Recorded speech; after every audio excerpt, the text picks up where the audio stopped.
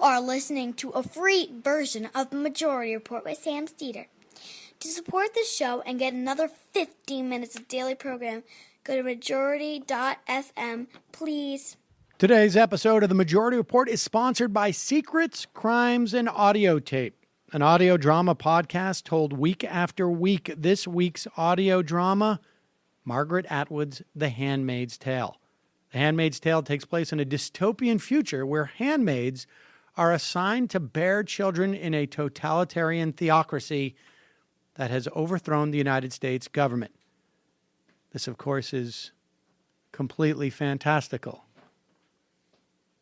We all know that when the totalitarian theocracy comes, it's not overthrowing the United States government, it's assuming the presidency and then appointed the CIA, Pompeo, all of that. A very cool episode and podcast. You got to check it out if you want to enhance the nightmares that you're already having now, that I'm having. I wake up every morning and I literally, for some reason, the words ghost protocol keep going over my head.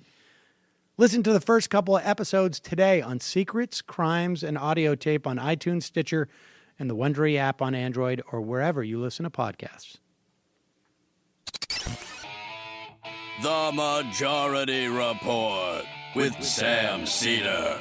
It is Thursday, January 12th, 2017. My name is Sam Cedar. This is the four-time award-winning Majority Report. We are broadcasting live steps from the industrially ravaged Gowanus Canal in the heartland of America, downtown Brooklyn, USA.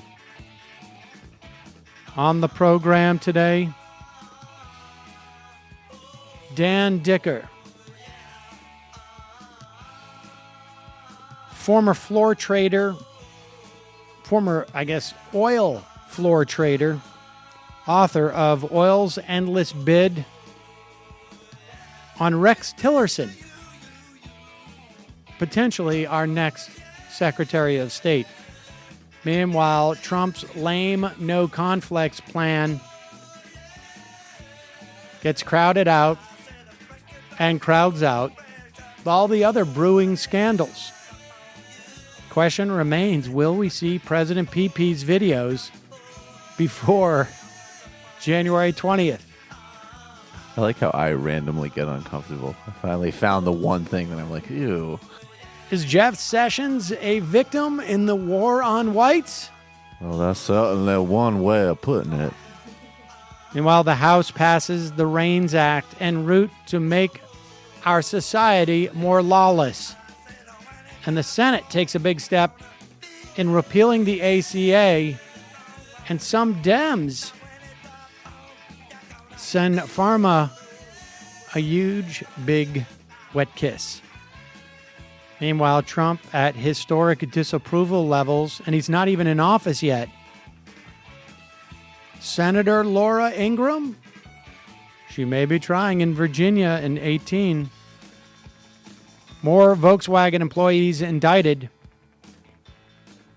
And Carson, Pompeo, and Mattis hearings currently ongoing for HUD, CIA, and Secretary of Defense. All that and more on today's program, ladies and gentlemen. There's a good story in the Times about just how difficult it is to get traction on any one of these stories.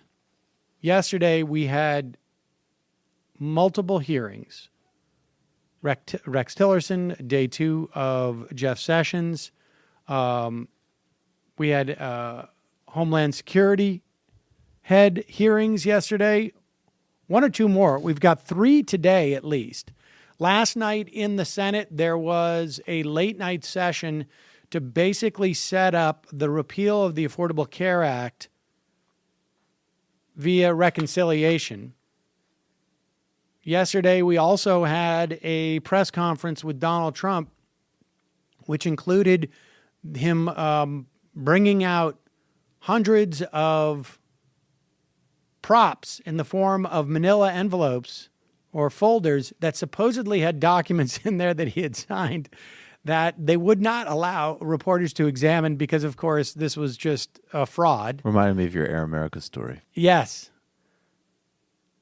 And it basically, if you grew up in New York, or you were in New York, I should say, not necessarily grew up, I guess it would depend on when, but in like the mid to late 80s, there were these guys who would go around and they would try and sell you VCRs that were wrapped in saran wrap, and you could just put your hand into the slot. But inevitably what it was just the outside shell of these things with like some newspapers inside. And I am completely not unconvinced that Donald Trump was somehow involved in that business in the 80s. Like I knew like multiple people who got like, I got a cheap VCR for $10 and it turned out just to be like a box filled with newspapers. But so Trump gets up there. He comes up with an incredibly lame plan to avoid his conflict of interest.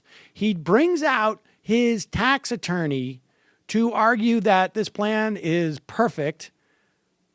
The tax attorney turns out to have to be a part of a firm that actually won the 2016 Russian Law Firm of the Year award. I'm not kidding. And Remember your reaction when you saw that? I just thought I thought this has got to be some It type was of joke. extraordinary. And then Trump went on to refuse to take questions from reporters or specific reporters. We'll play that stuff later. We will also talk about what he said about repealing of the Affordable Care Act. I mean, there was just such a flood of information that, frankly, there's just no way for our society, the way that it's set up in terms of the rapid pace of information, to glom on to any of this. We also had him tweeting out basically a mischaracterization, a lie, about his interaction with Clapper, the head of the DNI, when the National Intelligence Directorate, where Clapper went to him and said, look, we didn't release the 34-page thing. It wasn't a leak because it's a private document. We didn't create the document. We didn't even have exclusive hold on the document. It was sent out by campaigns months ago. So all this stuff is going down. And I'm still not convinced we're not going to see a video in the next 10 days. I mean, we may not. So this is just traumatic. Folks, I know that you are feeling like, oh my God, why do I have to be here for this? And you don't. If you're not ready to get back to the daily grind post-holidays, treat yourself to a refreshing tropical getaway at the Pineapple Beach Club in Antigua. Right now, this amazing getaway comes at an even more amazing price because just for $149 per person per night, you can enjoy an adults-only, all-inclusive getaway on a white, sandy beach. Plus, you get $250 resort credit. So you can use that for sailing trips, romantic dining, safari tours, spa services, or gift shop purchases. Get down there, you forget your bathing suit, you forget your glasses. Just go to pineapplebeachclub.com to make your reservation today. The resort encompasses 30 acres of tropical foliage, and panoramic vistas. This sounds unbelievable. 5 restaurants, 3 bars and lounges, 2 freshwater pools, and a spa. I would be spending a lot of time in those bars and lounges and then heading to the beach. Oh, my God. No spa for you. I don't think I'm going to be able to take reading this, frankly. Yeah, this is kind of brutal. Extend that holiday vacation. Make some time for some well-deserved R&R. Don't wait. This offer expires soon. Go to pineapplebeachclub.com or call 800-772-8711 to book your all-inclusive stay. For $149 per night per person, you can enjoy everything I just mentioned and more, and you will get a $250 resort credit. That's pineapplebeachclub.com. See the website for complete details. Meanwhile, we're just about to get, I think, our second Casper mattress. Oh, you're giving in. Going to make it happen, huh? Saul is loving his, and now we're all getting jealous. The Casper is an obsessively engineered mattress at a shockingly fair price. Supportive memory foam creates an award-winning sleep surface with just the right sink and just the right bounce. Time magazine named it one of the best inventions of 2015. You can try Casper. This is the amazing part. For 100 nights, risk-free in your own home. If you don't love it, they'll pick it up and refund you everything.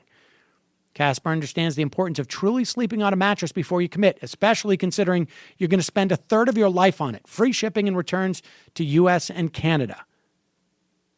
Get $50 towards any mattress purchase by visiting casper.com/majority and using the offer code majority. Terms and conditions apply. That's $50 off at casper.com/majority and using the offer code majority. All right, let's play some of this sound, just one of these clips. This is one that we didn't catch yesterday because because of the camera shot, they did not mic the press yesterday in this press conference. A couple of things about this press conference that you should know. One is that apparently, they filled the room with Trump employees. Remember, all of these press conferences are still happening at Trump Tower. So they filled the room with employees of Trump Inc. And so they were clapping and drowning out and booing the press. They did not give the press any microphones, so you couldn't hear their questions. And we didn't see it on split screen. Here is Trump basically crapping all over a CNN reporter, refusing to take his answers, and he will ignore him to go to someone from Breitbart. This is, it's going to be interesting to see how the press reacts to this and if it's going to mean anything. But here is that exchange.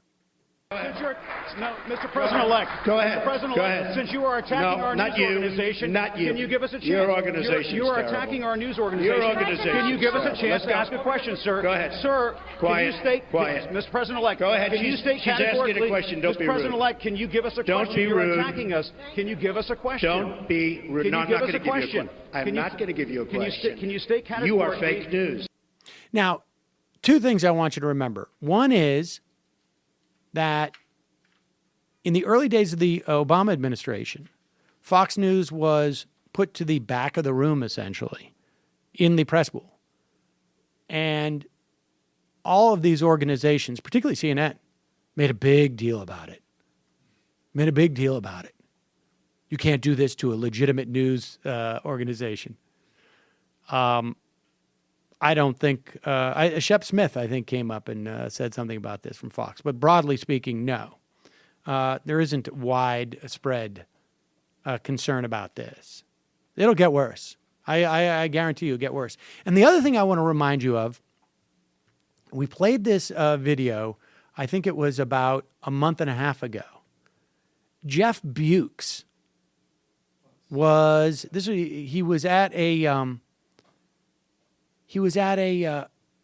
some type of conference. I can't remember what it was. It was the Business Insiders Ignition Conference, I think about a month ago, December 6th. And he was asked a question. He is the CEO of Time Warner. He was asked a question. Are you worried about Trump's attack on the First Amendment? Oh, no. What I'm really worried about is the Democrats with Citizens United. That's an attack on the First Amendment. Now, understand, this guy's got a $6 billion merger on the line. But this is what we're going to see, folks. This is what we're going to see. We're going to see them lay prostrate. Yeah, maybe Jim Acosta will say, oh, please, Mr. President-elect. But at the end of the day, they're going to take their $6 billion merger as opposed to getting their questions asked. When Bernie Sanders began his race for the presidency It was considered by the political establishment and the media to be a fringe campaign, something not to be taken seriously. But by the time Sanders' campaign came to a close, however, it was clear that Bernie had run one of the most consequential campaigns in modern history. And although his campaign may be over, for Sanders, the political revolution has just begun. Follow along as Bernie Sanders keeps the new administration in check and leads the way toward a progressive future in his new multi-month New York Times bestseller, Our Revolution, A Future to Believe in. You can learn the details of Sanders' historic primary fight and the people who made it possible in Our Revolution, available in hardcover, ebook, and audio, wherever books are sold. It's read by Bernie Sanders and Mark Ruffalo. For more information, visit ourrevolutionbook.com and hashtag read the burn. Again, it's ourrevolutionbook.com. Pleasure for me to read an ad from Bernie Sanders' organization. All right, folks, going to take a quick break. When we come back, Dan Dicker.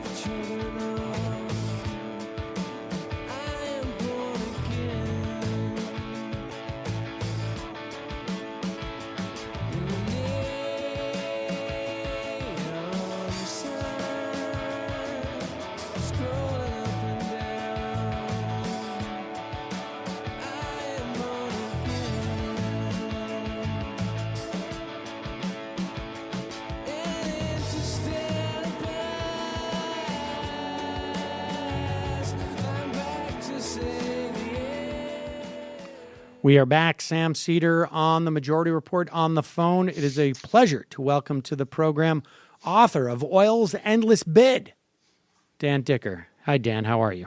Hi, Sam. Okay. So, Dan, I imagine you have followed Rex Tillerson's career intimately for probably as long as he's been in the upper management of Exxon. Yeah, and even before that, I mean, I was a Lee Raymond follower in the '80s. I mean, Exxon is the big oil guy in the room, and you gotta mark what they do. And so, all right, give us a sense from the perspective of an oil trader. I mean, what should we know about Rex Tillerson? Well, I think what we should know, quite honestly, is that he's an oil man, and when you put an oil man in front of the Secretary of State as the leader of our foreign policy, what you're basically doing is you're advocating for an oil and gas favored foreign policy going through the next 4 years. For me it's a scary kind of concept. I mean, we're going back in time to a time when the railroad magnates kind of controlled the U.S. government, the late 19th century and early 20th century here, and they used to be more shrewd about it. Now they're just taking major CEOs of the number one oil company in the world and just sticking them right in front of our face and saying, hey, there's nothing cagey about this. This is what we're going to do. Exxon has the largest commitment to acreage in Russia that has been denied development rights because of the sanctions that Obama put into place because of the 2014 invasion into Ukraine, and most recently because of the proven meddling in our election.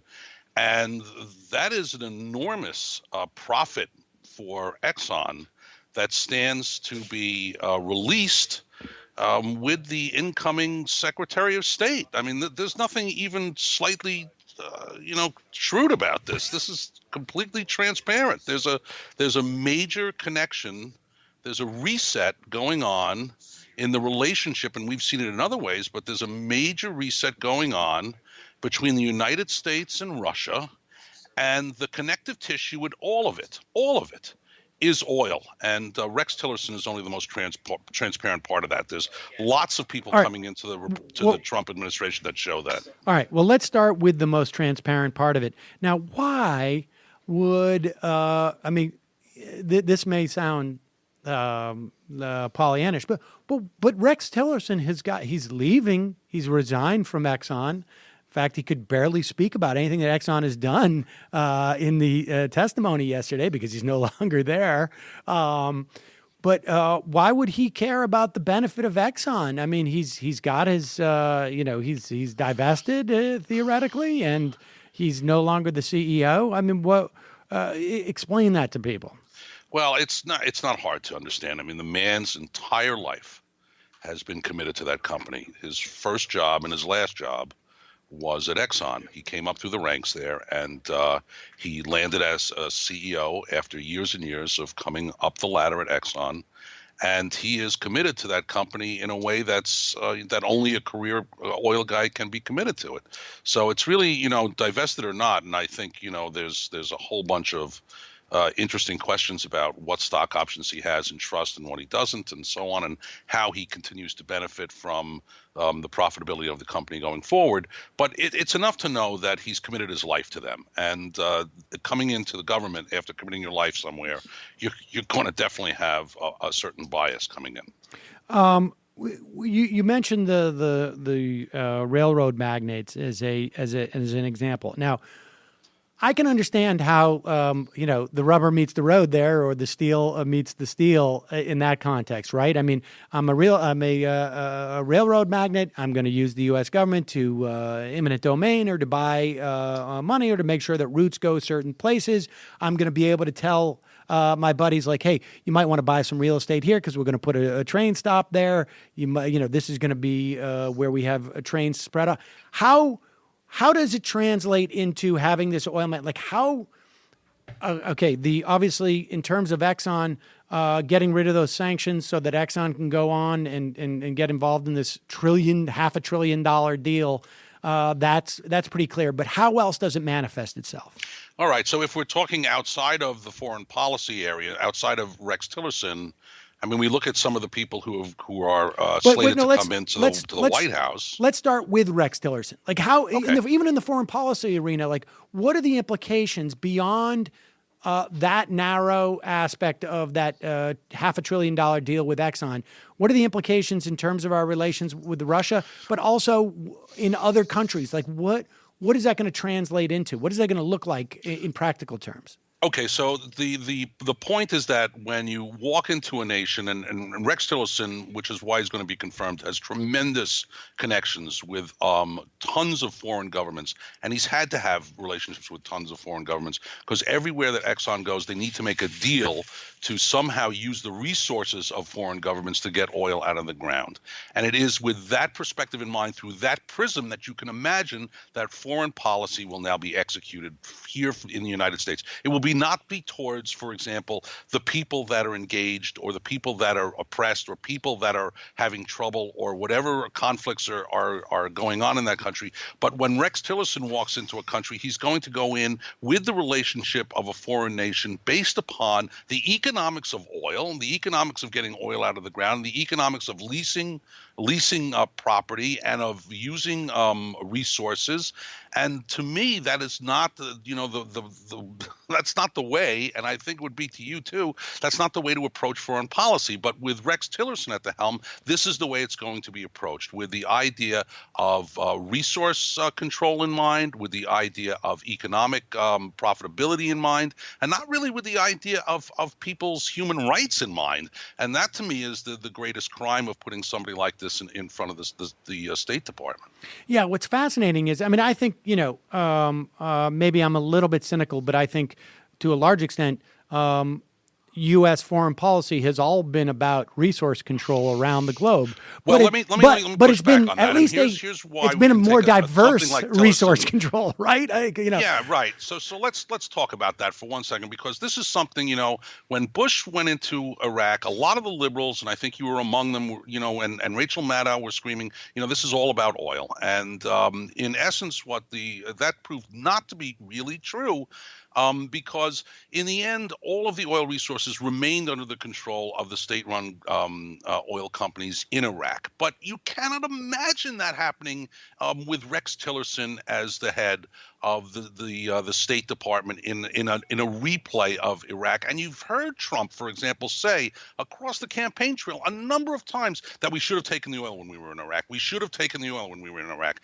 And you can imagine that now going forward, that if you thought that Bush was running his foreign policy based upon oil, you've got, you're not even beginning to scratch a surface, because with Trump and Rex Tillerson running foreign policy, you can never imagine something like an Iraq conflict without the United States leaving with some sort of major influence on the oil supply. It just won't happen. Now, all right, let me push back just a little bit on that characterization in terms of Iraq, insofar as that I think my sense was always it was less about actually getting the oil for us and more about having the ability to make sure that we had access to who has access to that spigot, right? It's more, for me, it was more like the metaphor was more like, I want my friends to be standing around the keg so that when I finish my beer, I can just hand it over and have to wait in line. Well, maybe that was the hope, but that's not the way it worked out. And you can say that that's because the Bush administration was somewhat incompetent in all ways that they dealt with Iraq, and that would be fair. But the other thing is that you could never imagine that Rex Tillerson would make that kind of mistake. He won't make that kind of mistake. Right, and I also imagine that that his notion of international relations is one-dimensional in that way, in that it is so much about that one particular resource. If that is the case, does he have a sense? I mean, how is he completely agnostic as to who?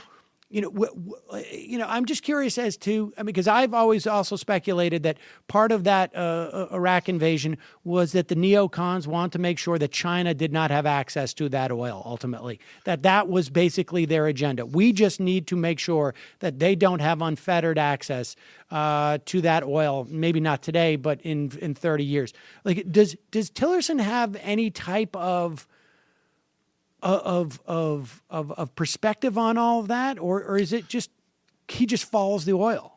Yeah, two big points to be made on that, Sam, and I think you hit it on the head on both, and we need to expand on both of them. I mean, you could take a long time expanding on both. Number one, I mean, you could hear it when Tillerson was at his confirmation hearings yesterday, and Rubio talked to him and said, look, do you call this guy a war criminal? Talking about Putin. Do you call this guy a war criminal? I mean, see what he's done in Chechnya, you see what he's done in Aleppo, and Tillerson says, no, I wouldn't characterize him that way. And Rubio kept on pushing, saying, look, what do you need? And he said, well, I need more information. It was a standard kind of political dodge. But the bottom line is that the man is in control of the second largest production of oil and gas in the world. And for Exxon, that's really all that matters. That's number one. The second point you made, which is really interesting and something I've been trying to get my head around for a long time, is yes, I sort of see this reset with Russia, to me, as a commodity guy, as an oil guy, as a resource play, a global resource play that in some way makes a partnership between the Russians and the United States for the express purpose, you are right, of freezing out the Chinese. It's the one thing that over the course of the next 15 or 20 years that the United States and Russia have over the Chinese, because the Chinese right now have all the economic power. And that is scaring the heck out of a lot of Americans. And I think that Trump, give him credit for something. He has this ability to intuit, things that are going to happen in the future and be right about them, even though he may not even know how to express, his intuition in certain ways. And he may be feeling this kind of a resource shortage coming down the road in 5-10 years. And he's positioning himself in terms of making sure that the U.S. is independent, making sure that it can produce as much as possible, throwing climate change and the Paris Accords under the bus, getting in an interior secretary who's going to open up federal lands for drilling as much as he possibly can, to the degree that he can mobilize the power of U.S. resource capability and the power of Russian resource capability and freeze out the Chinese, I think is the really, really, really big forward-looking point that we need to know about, talk about, and understand moving forward. Because I think that's where the real point, the real crisis point over the next 4 years, if we get to a crisis point, will be. It will be with the Chinese, and you see, bits of that already. This kind of teaming up with the Russians, freezing out the Chinese, and letting the Chinese know that this is where we're going to. This is where the rubber is really going to meet the road over the course of the next 5 to 10 years. It's going to be about resources. It's going to be about copper. It's going to be about oil. It's going to be about gas, iron, zinc. These are the things. Water. Land, these are the things that are really going to make the difference. And I'll tell you the truth, the more you think about it, the more frightened you get. Yeah.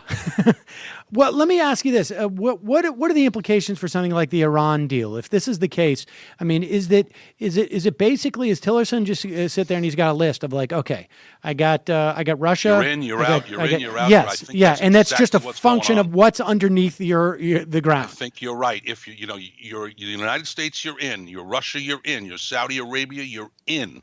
You're Dubai, you're in. The UAE, you're in. You're Israel, you're in. You're Iran, you're out.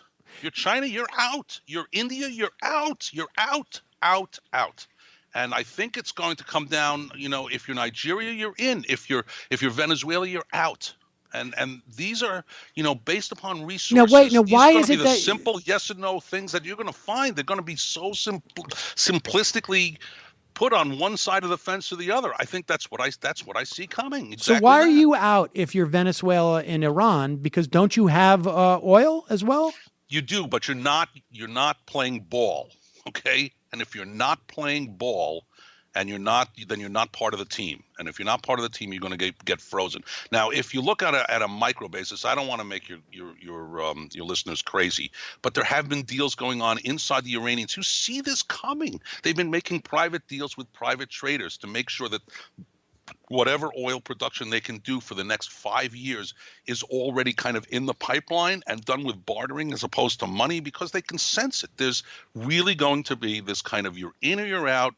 It's Russia and the U.S. against everybody, and you boys better get on board or you're going to get left behind. And it's so strikingly from a corporate point of view and not a humanist point of view, one of the most frightening things, and complicated, but one of the most frightening things I've ever seen in my life. Why is India out in that list? Because they're a user, they're a taker. And they've shown and I think they've shown very, very little loyalty on who they'll take from. They'll take from the Iranians. They'll take from anybody as long as they get what they need. And I think in that regard, sometimes the Japanese may have to be a little bit careful under Trump. Although less so. This is almost like Walmart coming in and basically saying, like, you guys, we're going to Bigfoot you in this town. We're going to squash the competitors. And in terms of our suppliers, you're going to live or die based upon whether or not you meet our terms. It feels that way to me, Sam. Maybe I'm jumping the gun a little bit, but this is what I see. Everybody who's walking into the Trump administration, literally everybody. We could go down the list. Well, let's go down that list, because I wonder, what is the interplay if this is, and we can look at guys like Pruitt, right, who's in there at the head of EPA. That's an obvious one, right? This is a climate change denier who's going to be the head of the EPA. And the co-chair of his re-elect campaign, I think in 2014, was Harold Hamm, who is a huge... Harold Hamm is the CEO of Continental. He was supposedly the pick for energy secretary before he said no. And if you don't know, Continental Resources is the largest, actually it's the second largest fracker in the Bakken in North Dakota. and Harold Hamm controls that company. And who did he pick to head up energy? Well, he picked Oops guy, Right. Rick Perry, and he's from Texas, nothing but an oil lover. I mean, we could go down the list. So there's let me see how many more I can just think of off the top of my head. You talked about Pruitt at the EPA. Zinke, who's the Interior Secretary, is a big fan of drilling for coal and oil on public lands. He's the head of the Interior Department. Huh. I mean, you get Gary Cohn, who's coming in as the Council of National of Economic Advisors. They talk about him like he's a Goldman Sachs guy, and he is. He's president of Goldman Sachs. But many people don't know that he cut his teeth on the New York Mercantile Exchange, where I was, trading oil. He's an oil guy.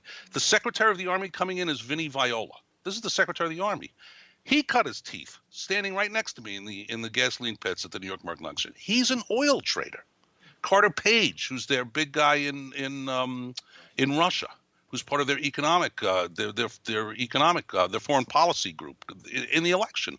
He was in Russia for years working as a consultant to Gazprom, and started his own hedge fund called Global Energy Capital.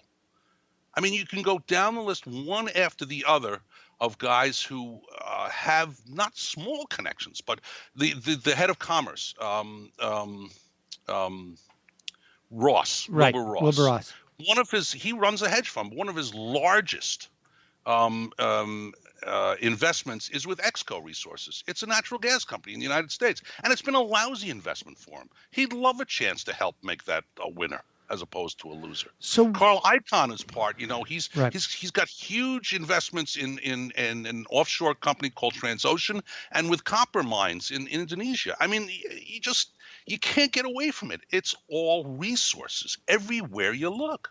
And so what is the relationship between opening up all the lands? I mean, actually drilling more in this country. What is the relationship between that and the potential glut that it produces with our international relations? I mean, how, because it seems, to someone like me who's not as well educated about this at all, it seems like those are, there's a little bit of tension there, right? I mean, if we're going to keep producing extraordinary amounts of oil domestically, how does that implicate our relations with Russia or with Saudi Arabia, whatnot?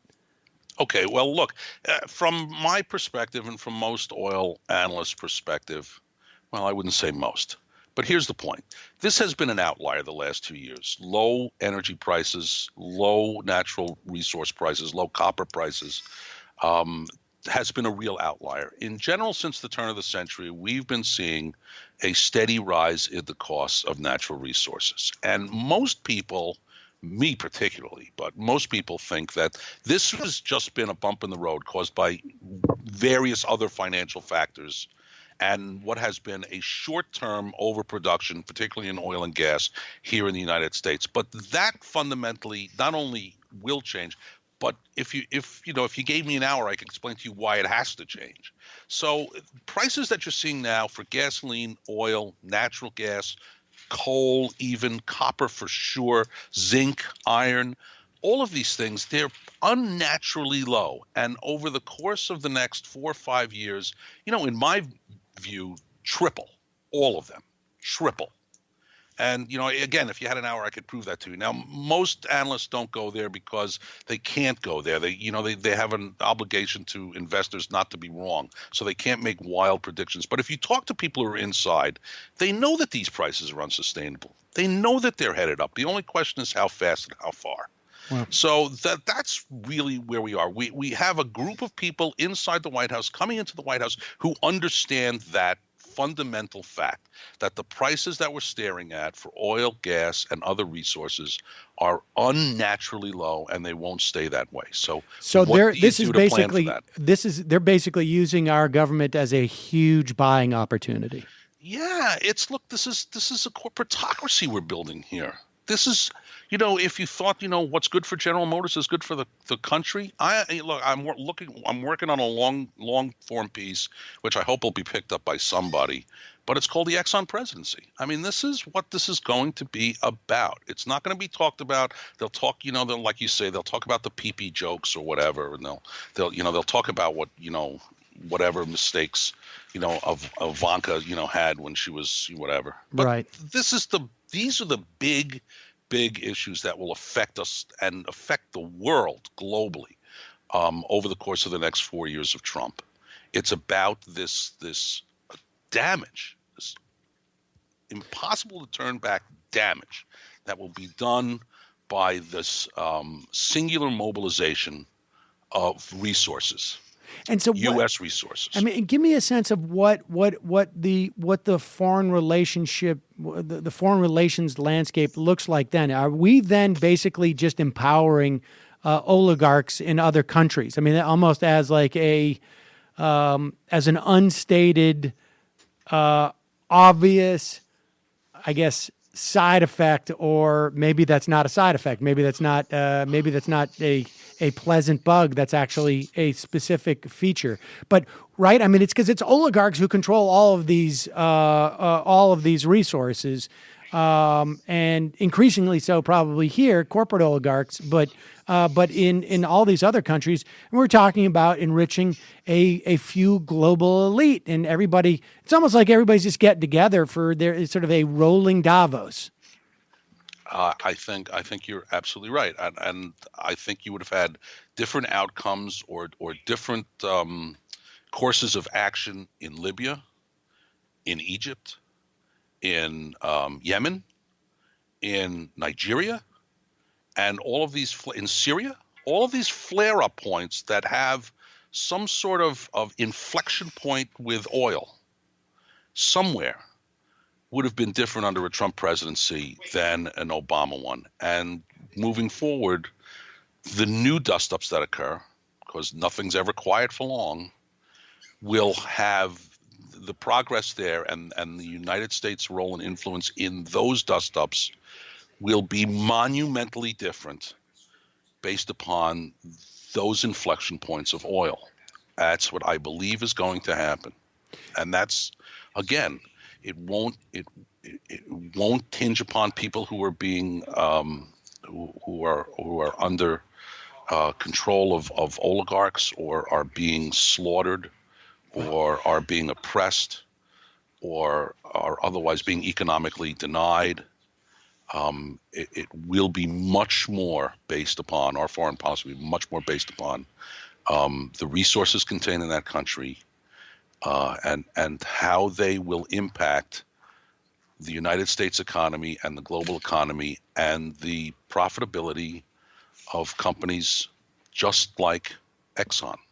And that's where we are, Sam. This might be outside your portfolio a little bit, but is that going to be inherently destabilizing? I mean, if you are, if you're only having that one sort of northern star to guide what you're doing, it seems to me that you're going to be missing a lot of this other stuff that's happening.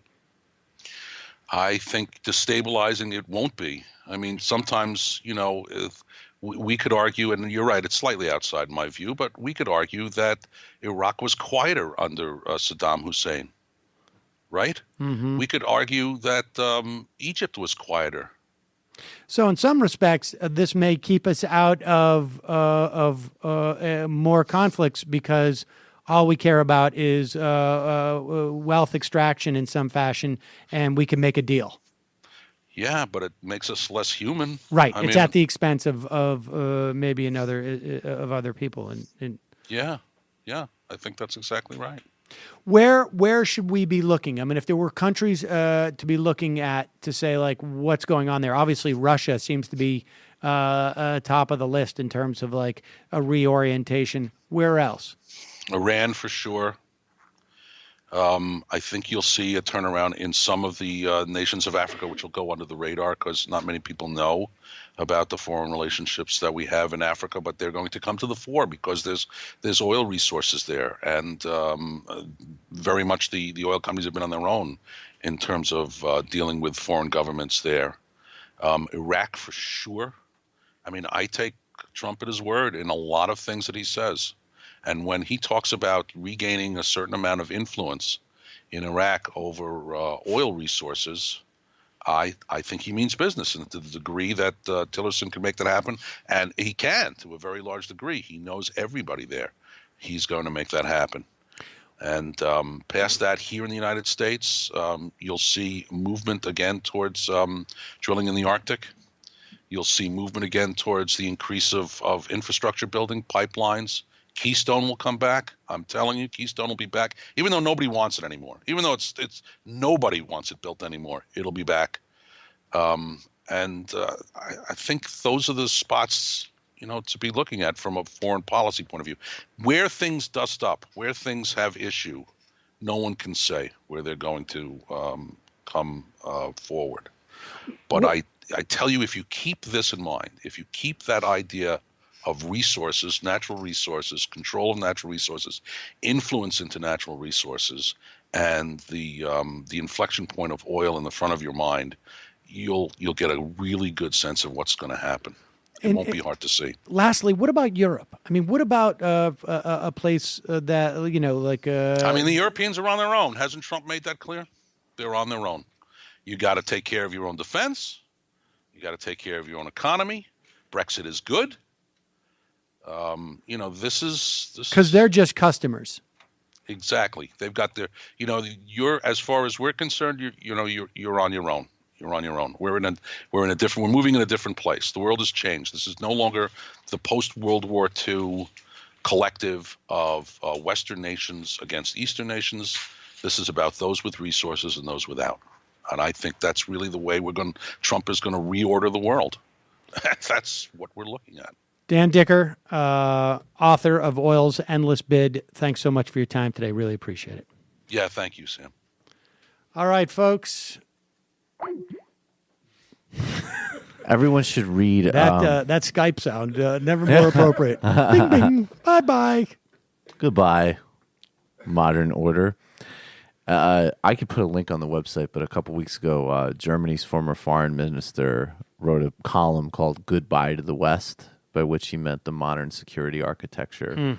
And it's exactly what Dicker's talking about. And I also wonder, because there's this history that kind of becomes more interesting now because of what's happening. But the last German government before Merkel, the chancellor, Gerhard Schroeder, like days after he left office, joined, I think it was Gazprom, on the board of directors and became a lobbyist for the Nord Stream, which is another Russian pipeline project. And then his foreign minister, who wrote the piece, lobbied for something called the Nabucco pipeline, which would have piped through like the Stans, Azerbaijan, I think, into Europe as an alternative from Russia. So that seemed like this obscure like Euro debate in like 2011, 2010, and now it's like, yeah, that's actually pretty fundamental. Nabucco didn't work, and I wonder if there's going to be some rethinking of maybe we need to seriously construct that pipeline for real. But I'll post that link. He's talking about like that he thinks of it in exactly the same terms, that this is just like mutual security is done, and we're just doing resource conflict. And what Europe needs to do is basically just try to not piss Russia or China or us off, essentially. That's kind of the move they have, is just to use their purchasing power to not annoy people. Well, there you have it, folks. Happy Thursday. It's always good to get his perspective, because it's not a perspective that you hear much, right? Like people who, I think I mentioned that I spoke to Wendell Potter on Ring of Fire for this week about, particularly about how the insurance industry is looking at what's going on with the repeal and replace, and or the repeal and pretend to replace, or the pretend to repeal and sort of change the name. And slightly worse new name. Wendell Potter used to be an insurance executive, and one of the questions I asked him was, why are we not seeing the insurance industry freaking out right now? We're not seeing it in their stock prices. We're just not seeing a freak out. And he was like, well, they don't care if they're not in the individual, broadly speaking. They don't care if they're not in the individual insurance market. The profits there are, for most of them, not that big. And there's risk there. Said in the group insurance business, where they basically, are talking about large-scale employers, said it's not even their money. They're just paid to be servicers. And it's just a fee for them. And that's where they make their big cash. There's no money on the line. All these major companies that are self-insured, essentially, they farm out the servicing to somewhere else. So he's like, the one thing that they really would like is some type of like clarity. So there you have that. Boy, oh boy. Let's just do a couple more clips of Tillerson so that we can put Rex Tillerson to bed. Now, it is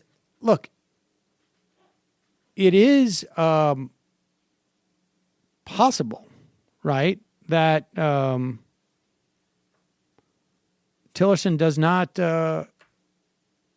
get voted, is not approved in committee. I think he might be the only one that might get shot down. I can't believe Sessions is going to get confirmed, but whatever. Exactly. That seems obvious that he is, but that's unbelievable. But I think it's Republicans have one more person on the Foreign Relations Committee than the Democrats.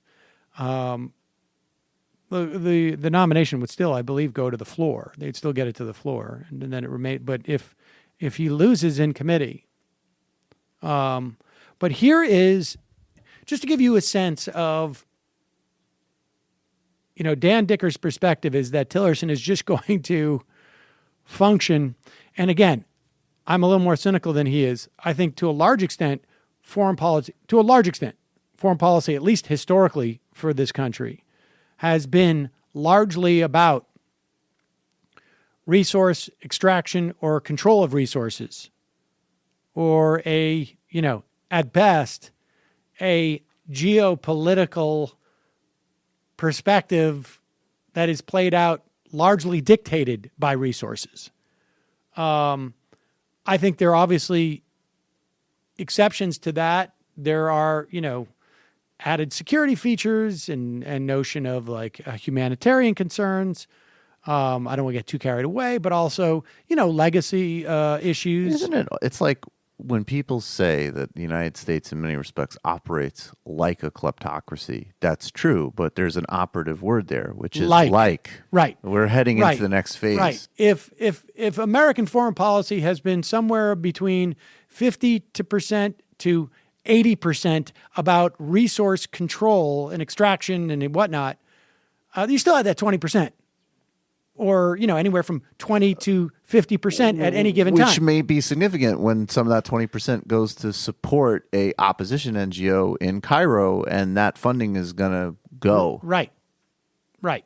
Or even just an attempt to create Middle East peace at different stages along the way. Or an idea of sending an emissary to the Congo to stop a war. Or, it is about where you're willing to expend your own resources as a State Department. Charles Taylor got diamonds out of the ground just fine. What's the problem? Right. I mean, for instance, like, just off the top of my head, Russ Feingold gets sent to Central Africa to stop a war. I think the point that we're hearing with a Rex Tillerson is like, what? That's so far down the list. Like, that's way below repainting the lobby. So wait, we're sending a Jew to a lake part of Africa. I just don't think none of the people working on those things. And you got to remember, these are huge operations, right? State Department is a massive, massive bureaucracy, largely filled with people who have dedicated their lives to trying to make the world better. Civil servants who have a genuine concern about trying to use American power to help people around the world. I think largely that's what the State Department is staffed at. how it's led at any given point, and then they have their own personal negotiations amongst themselves internally and with other people working there as to, how much good can I do when I know that some of what we're doing is, not what I would consider good. But the sense that we get with a guy like Tillerson is that that's out the window. We have one prime directive, and everything must be funneled through that prime directive. And here is Tim Kaine, I think, he's actually asking about climate science. But I think Tillerson's response, ultimately, where he's basically saying dude, I'm not going to answer you. I don't give a shit that you're part of the Senate. That's not what I'm here for. I think is indicative of the way of just how single-minded he will be. Here is Tim Kaine asking Rex Tillerson about the question of climate science and the revelations that have come out over the recent months that Exxon has known for decades that climate change was going to be a problem. Their own scientists had found this, and Exxon hid this information and hid it not just from the public, but also they had a fiduciary responsibility to tell their shareholders, because if the planet starts to burn, it's possible that governments may react to it and undercut their business model. But here's Tim Kaine asking Rex Tillerson about that. There's been a great deal of coverage about ExxonMobil's history with the issue of climate change. There was a recent two-part article, review of books, prepared by members of the Rockefeller Family Foundation and investigated by an independent team for the Columbia School of Journalism. In 2015, there was a three-part series in the Los Angeles Times, and in the same year, Inside Climate News did an 8-month investigation and produced a 9-part series that was a finalist for a Pulitzer Prize, all on the question of ExxonMobil's knowledge of basic climate science. These articles conclude the following, and then I'm going to ask you some questions. One, ExxonMobil concluded as early as the 1970s that pollution from CO2 released by the burning of fossil fuels was affecting the climate in potentially destructive ways. Two, despite this knowledge, ExxonMobil took public positions against the scientific consensus regarding climate science. Three, ExxonMobil funded outside organizations that publicly denied, downplayed, and obscured the scientific consensus. And four, ExxonMobil, despite claims to the contrary, continues to provide funding, if at a lower level, to outside groups that deny, downplay, or obscure this scientific consensus. Are these conclusions about ExxonMobil's history of promoting and funding climate science denial, despite its internal awareness of the reality of climate change during your tenure with the company, true or false? Senator, since I'm no longer with ExxonMobil, I'm in no position to speak on their behalf. The question would have to be put to them. I'm not asking you to speak on ExxonMobil's behalf. You were with the company for nearly 42 years? That is correct. And for the majority of your time, you were with the company in an executive and management position? Approximately half the time. And you became CEO in 2006? Correct. So I'm not asking you on behalf of ExxonMobil. You've resigned from ExxonMobil. I'm asking you whether those allegations about ExxonMobil's knowledge of climate science and decision to fund and promote a view contrary to its awareness of the science, whether those allegations are true or false. The question would have to be put to ExxonMobil. And let me ask you, do you lack the knowledge to answer my question, or are you refusing to answer my question? A little of both. I have a hard time believing you lack the knowledge to answer my question, but that's an editorial comment, just like your comment was an editorial comment. With respect, refusing to answer my question. I don't know. I guess if I was Tim Kaine and I had a witness say something like that to me, I would be a little bit more angry. Maybe that's because I have anger issues. But well, those aren't mutually. You might have anger issues, and his response would be angering, a bit tepid. Right. But I think you get a sense of how civic-minded Rex Tillerson is in that, right? Like, A, broadly speaking, I don't give a shit about the fact that we knew and we lied about this for decades. And B, I don't give a shit that you're asking me and as a senator, and I'm obligated to answer your questions. So it gives you a sense of how single-minded Rex Tillerson's going to be and how civic-minded he will be. Here is Marco Rubio, who was surprisingly, well, I don't know if people contemplate that Marco Rubio would be putting on such a show. Now, Marco Rubio is a huge showboat, right? Like, we learned this with immigration reform. People forget, but he made a huge deal about how he was going to lead the Republicans in immigration reform. And then he realized at one point, like, oh, no, I've got to do a full retreat on this because I'm going to run for president. So it's more than likely he's just putting a show on here for some of his neocon buddies who may have an issue with Russia and don't have the same investment in oil that the rest of the Trump administration has. But here is Marco Rubio questioning Tillerson about whether or not he believes Putin is responsible for numerous deaths of members of the media.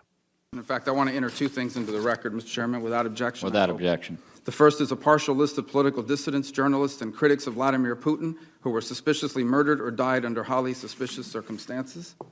The second thing I want to enter into the record is a letter addressed to this committee by Vladimir Murza, who himself was mysteriously poisoned and is an opponent of the Putin regime. I'd like to enter that into the record. Without objection. Mr. Tillerson, do you believe that Vladimir Putin and his cronies are responsible for ordering the murder of countless dissidents, journalists, and political opponents? I do not have sufficient information to make that claim. Are you aware that people who oppose Vladimir Putin wind up dead all over the world, poisoned, shot in the back of the head?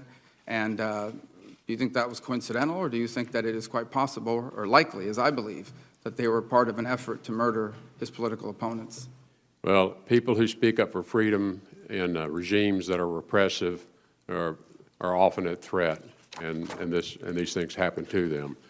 In terms of assigning specific responsibilities, I would have to have more information. As I indicated, I feel it's important that in advising the president, if confirmed, that I deal with facts, that I deal with sufficient information, which means having access to all information, and I'm sure there's a large body of information that I've never seen that's in the classified realm. I look forward, if confirmed, to becoming fully informed, but I am not willing to make conclusions on what is only publicly available or have been publicly reported. None of this is classified, Mr. Tillerson. These people are dead. Political opponents are dead. Your question was people who were directly responsible for that. I'm not disputing these people are dead. Senator Menendez. There's Tillerson dispensing with Rubio. But there it is. I mean, the real question is going to be, will Rubio vote for him or against him? Tillerson may be one of the few guys who is in jeopardy in this administration. We will see. All right, we're going to take a quick break. Should we do the Ben Carson? We'll do the Ben Carson in the fun half. It's a fun one. Except it's not. But yes. Well, I think, No, it's fun. It's fun. It's fun. Inadvertently and revealing. We'll also play a couple of clips from Trump's press conference yesterday. Buckle in, folks. I mean, I get the sense there's going to be a lot of this just insanity. And the challenge is going to be to both pace ourselves so that we don't all, sort of become exhausted, but also not to numb ourselves to how off the rails this really is. I mean, we have a president now who, or in 10 days we will. Right now, I guess he's president electoral. And in 10 days, to be fair, 15 days, or 8 days, he will still be president electoral. But he is now the president electoral elect. Then he will just be the regular president electoral. Who is bragging about the $2 billion deal that he could have made this weekend. Talking about how he promises he's not going to profit off this. His sons are going to take care of the business. And aside from just that part of the kleptocracy, we also have. Did you not get that Rudy Giuliani on Fox and Friends? I was in that list of. He's now going to be head of some type of special cybersecurity group.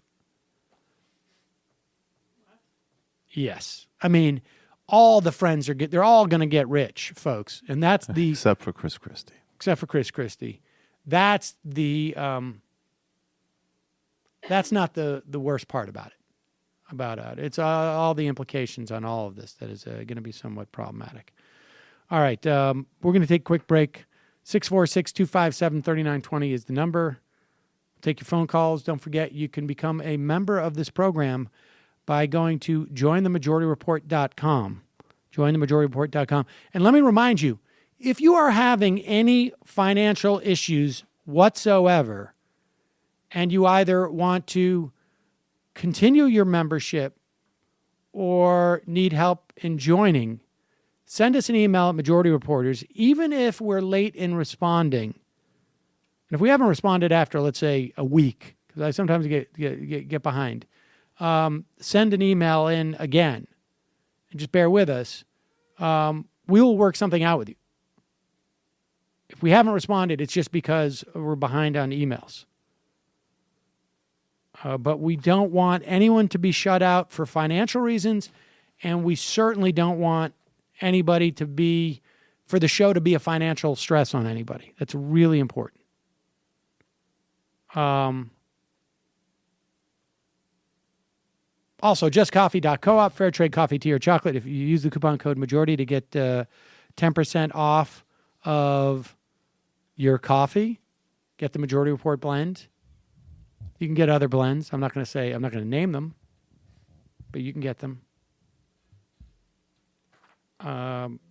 Also, leave us a review on iTunes. It helps. And if you want to give a gift to somebody, do it at Majority Gift. And remember, although his campaign may be over, for Bernie Sanders, the political revolution has just begun. Follow along as Sanders spins lessons about what really matters in life, according to the Washington Post, in his multi-month New York Times bestseller, Our Revolution, A Future to Believe in.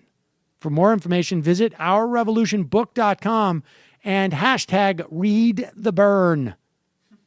Again, that's ourrevolutionbook.com. Be right back.